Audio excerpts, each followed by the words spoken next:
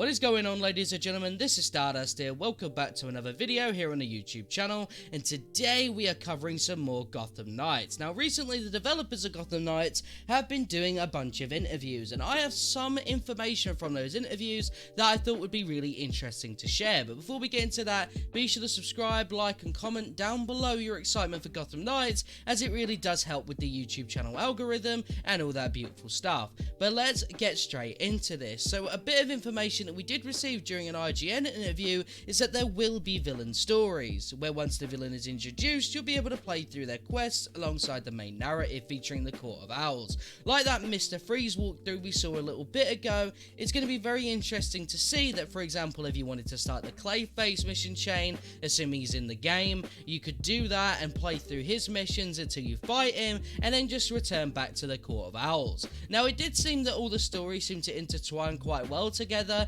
but obviously there's like side things to do as well, and it really makes the world feel alive, that we're not just going after the Court of Owls, and there's going to be more crime happening within Gotham City. Now, we move on to post-launch content. Now when asked about this, they wouldn't actually answer that, as they were focusing on the game as it is right now, which I definitely respect, as a lot of the time it seems like developers are way too focused on the future rather than worrying about the game as it is right now. However, they did have a big smile on their face when that question was asked, so I guess we will have to see in the future, but I would like to personally see it once they get the game out and released and in a good stable position.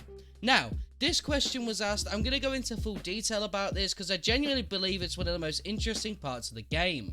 So, they were asked, in regard to bad people throughout Gotham, Gotham Knights features enemy scaling. As players' characters level up, the enemies do too. And it's not just the stats, but also changing up the AI's behaviour. How was it incorporating that aspect into gameplay? Eleanor said, "I'm a crazy person, I guess, because it was a lot of work. We were focused on this fantasy of progression, what it means emotionally, and how it impacts different systems in the game. We went really far with that. We have a lot of action RPG mechanics in our crafting system, and how player characters grow. So we thought it was only fairer the bad guys could step.